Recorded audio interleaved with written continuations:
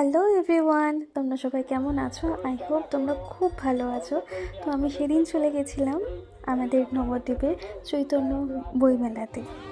আর ঢুকেই যার নামে বইমেলা, শ্রী চৈতন্য মহাপ্রভু, তাকে দেখাবো না সেটা তো হয় না। তো তোমরা তার অপরূপ রূপ একবার দর্শন করে নাও। তারপরে আমি বইয়ের স্টলগুলো একটু ঘুরে দেখলাম, বই কেনাও হলো।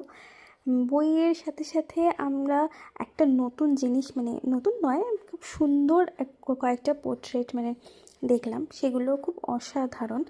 সো আমার খুব ভালো লেগেছে।